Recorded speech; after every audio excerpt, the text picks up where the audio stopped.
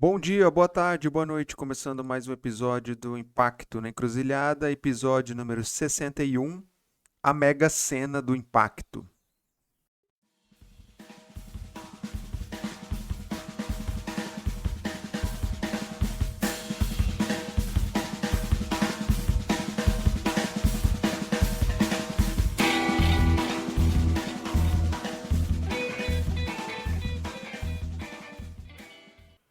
Pois é, o nosso setor é cheio de gente cravando aí previsões, publicando tendências, muitos estudos, muitos especialistas, um monte de VAR, debates, e sempre há tendências e previsões, né? E as pessoas tentam cravar situações de que vai ser assim a partir de agora, vai ser assado. Bom, e por aí vai, né?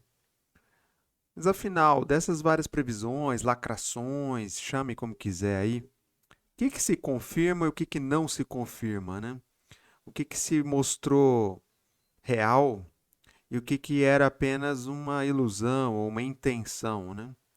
Vamos falar um pouco sobre isso aqui. Então, quando a gente lê aí Mega Sena, escuta Mega Sena do Impacto, é basicamente eu vou trazer aqui 7 previsões ou tendências que muitos cravaram, muita gente cravou lá no início da pandemia e que agora, passada a pandemia, a gente olha para trás e nem é tanto tempo assim, né? Mas a gente já enxerga que tinha algumas coisas que estavam uma forçação de barra assim, ou um excesso de óculos cor-de-rosa, ou algumas se mostraram acertadas. Então é isso. Vamos olhar aqui quais são as 7 previsões ou tendências que foram ventiladas lá no início da pandemia e como é que elas envelheceram, né, nesse pouco tempo depois. Então vamos lá, partiu. Seus vizinhos vão morrer de inveja ao então me ver passar. Saiba, eu nunca vou olhar pra trás. Os ex-amores vão, em sua pequenez, sumir de vez. Por aí eu sou assim, brilho muito mais do que o Lourdes e o Leblon. Bom, a primeira é que as doações de recursos se manteriam em alta no pós-pandemia. Lembra que a gente bateu um recorde lá em 2020, 2021, num contexto aí de generosidade, um recorde de doações na casa dos bilhões. Foi realmente impressionante, assim, positivamente falando. E a gente tinha já expectativas de que isso se manteria, né? Alguns cravavam que era algo que tinha vindo para ficar, outros deixavam transparecer que era algo, uma intenção, né? Um desejo que isso acontecesse. Pois é, mas olhando hoje, já em 2023, a gente viu que esse patamar não se manteve. E aí a pergunta é por que não se manteve, né? Afinal, a gente entendia que a generosidade tinha vindo para ficar, né? Pois é, só que não. Bom, em julho de 2020 eu escrevi um artigo chamado Sobram recursos, falta sociedade civil. O link está aí na descrição, onde eu levantei vários pontos sobre os quais a gente não retomou a discussão no pós-pandemia. Acho que alguns desses pontos estão lá e eu entendo que eles nos ajudam um pouco a entender por que, que o patamar não se manteve, né? Mas enfim, por que será que a gente não conseguiu sustentar essa tendência, né? Por que será? Bom, o assunto é complexo e para a gente não alongar muito aqui, basicamente eu vou trazer 3 coisas. Primeiro, lembrar o contexto que o Brasil, né, vem atravessando, né, nesse período, um país rachado politicamente, ainda segue dessa forma, né? Uma baita de uma crise econômico-social, 33 milhões de pessoas passando fome ou alguma dificuldade alimentar mais grave. Esse contexto se mantém, né? Segundo, quem mais doou naquele recorde de doação não foi a sociedade como um todo. A sociedade se tornou mais solidária. Esse discurso a gente comprou lá na hora, mas de fato, quem for olhar os números vai ver que quem mais doou foram grandes empresas. E por que que elas, então, terceiro ponto, não mantiveram os mesmos patamares de doação? que talvez o que elas precisavam fazer naquele momento eram, de fato, dar sua contribuição e também, ao mesmo tempo, reforçar sua imagem positiva perante a sociedade no auge da pandemia. Talvez isso hoje já não seja mais necessário. Já parou para pensar nisso? Então, deixo aqui algumas pistas e o artigo, a descrição está lá. Acho que ele é super válido ainda hoje. Então, a primeira mega cena aqui é as doações de recursos se manteriam em alta no pós-pandemia. Não se mantiveram em alta, não mantiveram o patamar de recorde. E tem algumas pistas de por que isso aconteceu, mas o debate é mais profundo, só estou pincelando esse primeiro ponto aqui. Posso até fingir, não sei, ou escolher melhor o que ler, mas o nome sobre o nome é o que faz de mim o que vou ser quando crescer. Sou a filha mais bonita, eu escuto o coração. O segundo ponto aqui da nossa loteria é que a filantropia, o investimento social, as empresas seguiriam atuando de forma colaborativa no pós-pandemia. De fato, durante a pandemia se mobilizou redes colaborativas e funcionam muito bem. Todo mundo apoiando juntos, investindo juntos. Foi sensacional e muitos cravaram que isso seria o novo normal do setor. Pois é, olhando hoje, é o novo normal ou não? Bom, alguns poderiam dizer, mas as coalizões seguem em alta. De fato, estão em alta. Mas ela não é, as coalizões não são decorrentes do pós-pandemia, mas por vários outros fatores. Antes mesmo da pandemia já se cravava de que sozinho a gente não ia a lugar nenhum, cada um fazendo o seu projetinho. Então já era uma tendência que estava aí, a pandemia acelerou isso. Então, acho que isso é importante. Iniciativas que foram colocadas de pé como emergenciais, a própria do GIF, por exemplo, a emergência Covid, parou, não existe mais. Sim. É um grupo que troca alguma informação. Eu entendo que sim, cumpriu o seu propósito emergencial, ok.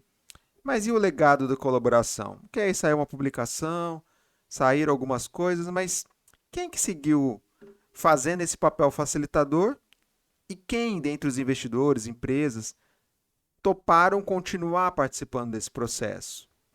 Então, acho que aqui a gente já tem uma pista de que por que não seguiu em alta. No pós-pandemia, obviamente cada um se voltou para dentro das suas próprias agendas e desafios e não tinha mais espaço para colaborar porque existia uma emergência que nos unia. Essa emergência passou ou arrefeceu e aí cada um seguiu na sua toada. É mais ou menos como eu pincelo aqui nesse segundo ponto. Mais malícia, histeria, só eu sei do meu corpo e da minha dor.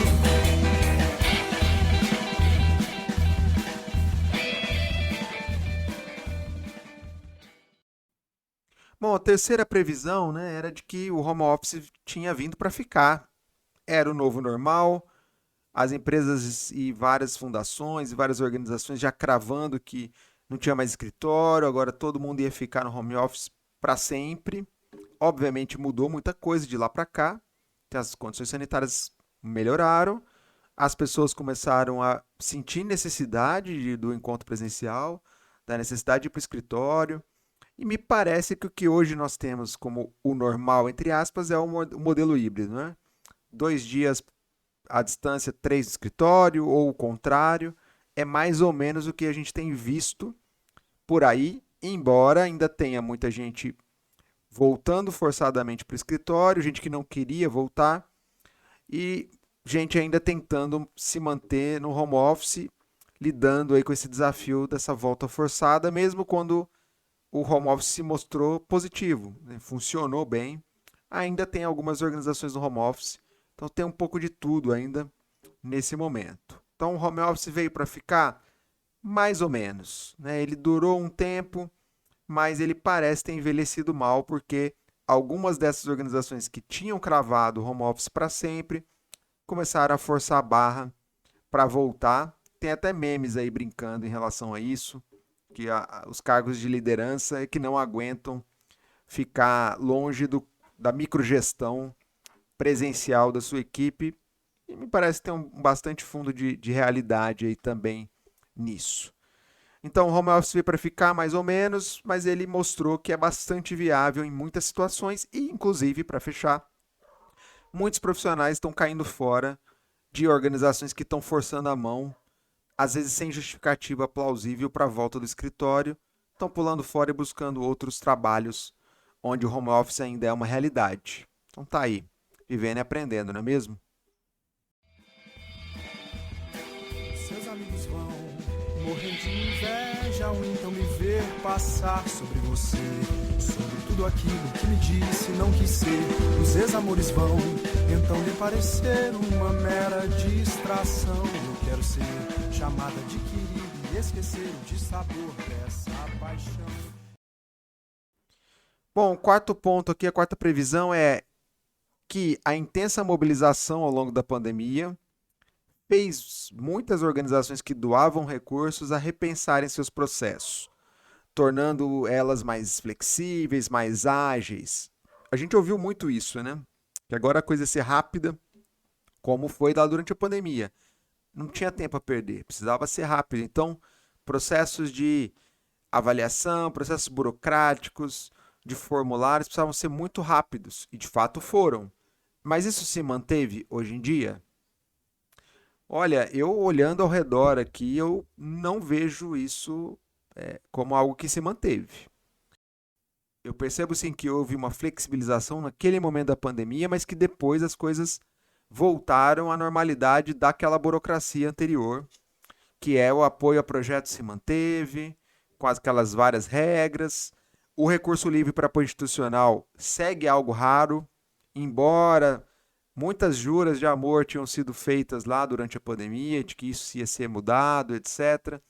Os processos continuam burocráticos e lentos, então eu não vejo grande mudança aqui nesse ponto. E eu acho que, infelizmente, é uma área que só demonstra resultado quando tem uma emergência concreta, infelizmente. Mais malícia, histeria, só eu sei do meu corpo e da minha dor.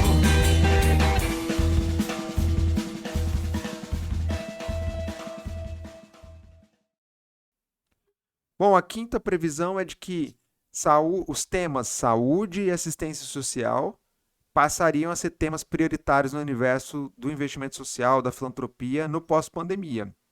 Vale lembrar aqui que tanto saúde quanto assistência social são temas de meio de tabela, vamos dizer assim. O tema principal é a educação, sempre foi.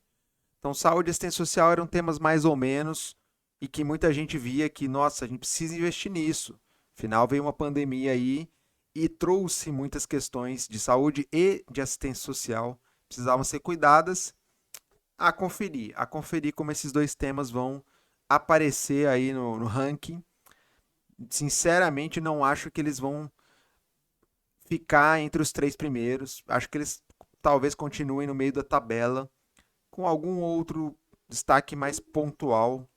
Vamos ver como isso se realiza. Obviamente, ambos foram tratados de forma emergencial, muitas coisas foram feitas, de fato, doações expressivas, apoios e tal, mas sinceramente eu não vejo muitas mudanças de ponteiros na estratégia de atuação dessas organizações que fizeram aportes emergenciais. Não acho que elas trouxeram e ressignificaram a sua estratégia para incorporar esses temas. Por quê? Não basta dizer, eu vou incluir saúde na minha teoria de mudança. Você precisa rever vários processos, inclusive se você tem know-how, se você tem equipe com experiência nesses temas. É bem diferente da educação, para quem já está acostumado a trabalhar com educação. Então, acho que aqui tem um buraco mais embaixo, tanto no tema da saúde quanto na assistência social. No tema da saúde, sempre foi um tema mais distante do universo da filantropia, por ser entendido como um tema com majoritariamente financiamento estatal, né? Muita gente entende o SUS como sendo algo meramente estatal, não é um sistema público-privado, e pela complexidade do tema saúde, e a assistência social pelo debate de toda a discussão assistencialista que o tema carrega. Eu sei, ele é muito mais profundo que isso, esse tema, mas ainda prevalece essa visão distorcida no nosso setor, de que assistente social, como desenvolver as pessoas numa lógica de autonomia, de empoderamento, versus abordagens mais emergenciais, como que foi a que a gente viu durante a pandemia. As pessoas estavam passando fome, ainda no Brasil, 33 milhões passam fome e a gente precisa de alguma forma atuar emergencialmente nessa frente. Acho que aí é o ponto que está pegando aí para todos. E você vai fingir não ver atrás de mim então. Vão vir tantos homens e mulheres a fim de me satisfazer. Vou te esquecer. Sou a filha mais bonita, eu me escuto o coração. Bom, chegamos à sexta previsão. Era que dizia que as empresas seguirão ativas nesse processo de engajamento socioambiental. Bom, obviamente sim e não, né? Sim, o setor privado é um player presente nesse tabuleiro socioambiental, veio para ficar e ele não pode mais fugir dessas agendas. Isso está muito, muito claro. Talvez ele não tenha vindo para ficar da maneira como a gente gostaria que fosse, né? Como, por exemplo, doador de recursos não reembolsáveis, como apoio a recursos mais livres para as organizações da sociedade civil, como um player ativo numa atuação em rede, como alguém que está mobilizando a sua cadeia de valor em prol de maior inclusão desses atores socioambientais, e por aí vai, né? Então, ele sim veio para ficar, mas não da maneira como muitos projetaram que seria, né? Talvez com uma certa ingenuidade, vamos dizer assim. Por outro lado, não dá para a gente generalizar nem considerar esse setor monolítico, né? Há casos e casos, tem muitas coisas interessantes rolando, então acho que vale sempre lembrar. A pandemia, de alguma forma, deu um cutucão, deu uma acelerada nesse processo, e olhando agora, a gente vê que parte sim continuou engajada, parte mais ou menos, né? Tinha um certo apelo midiático naquele momento, né? De se demonstrar marcas solidárias, enfim, e por aí vai, acho que tem um pouco de tudo. Convém lembrar que a própria agenda ESG ganhou um boom, né, um maior destaque durante, né, ao longo da pandemia, que parece indicar o apetite das empresas por esse tema. Já falei sobre esse tema num outro episódio, é só voltar lá. E por último, se elas vão seguir com esse apetite nesses temas sociais e ambientais e tal, vamos ver, a ver.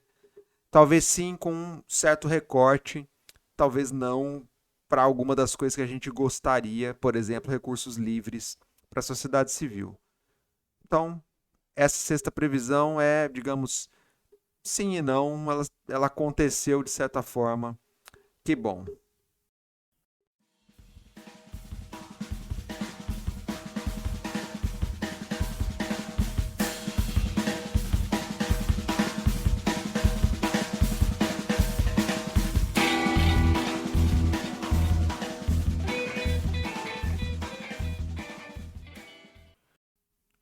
Por último, sétima previsão e última é: houve um ganho de consciência em relação ao tema das desigualdades no nosso país, desigualdades sociais, raciais, de gênero, etc.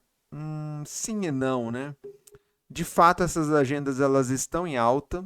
Sim, que bom, elas vieram para ficar. Não porque as empresas ficaram boazinhas e estão de alguma forma aderindo a esse tema, aderindo mais ou menos, umas mais, outras menos. Mas sim porque vários movimentos sociais, várias organizações da sociedade civil, várias lideranças têm pautado ativamente esse tema, têm colocado o pé na porta desses temas e tem rolado muita pressão, muita advocacy e também avanços na legislação. Tudo isso tem feito esse tema estar mais presente, não é por boa vontade, mas é por atuação ativa dos atores que estão envolvidos nesse tema.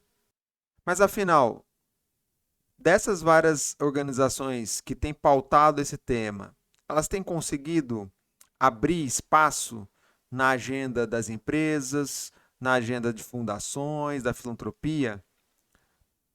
De fato, elas têm conseguido reverter né, essa luta em prol de mais recursos, mais apoio, mais parcerias.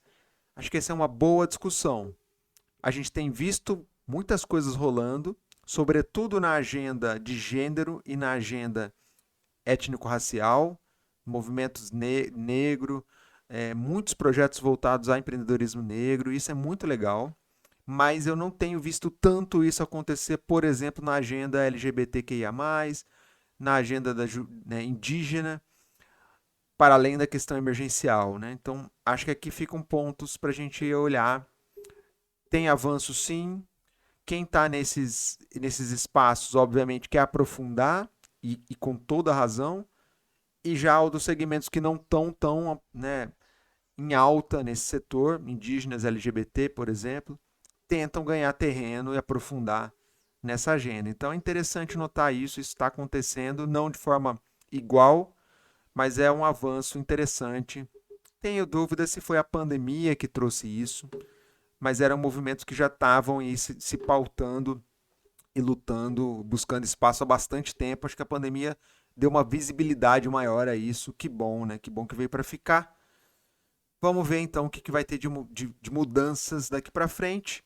Para voltar ao tema da moda, né, da pandemia, que é SG, o G da governança, a gente viu pouca mudança em termos de diversidade, em termos de gênero, na composição de conselhos, né, das organizações desse setor, das empresas. Então, acho que tem um espaço ainda para avançar, muito ainda para avançar nesse sentido. E, aliás, e os nossos conselhos das organizações da sociedade civil, da filantropia, conseguiu avançar nessa direção?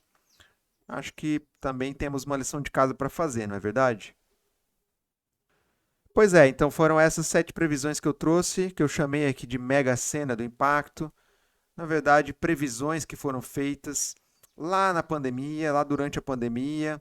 Muita gente cravou tendências que eram, veio para ficar, não tem mais volta. Algumas se mostraram bastante frágeis, retrocederam, outras avançaram mais ou menos, outras parecem ter avançado com mais prosperidade ao longo desses anos aí de 3 anos de pandemia. Então, deixo aqui quem está ouvindo trazer suas próprias, cravar suas próprias previsões e compartilhar aí que certamente tem outras que foram feitas e que eu não consegui discutir aqui. Então é isso, façam suas apostas aí e estejamos todos preparados para errar ou não, ou acertar em parte aqui na nossa mega cena do impacto. Espero que vocês tenham gostado, se cuidem, um abraço e até a próxima.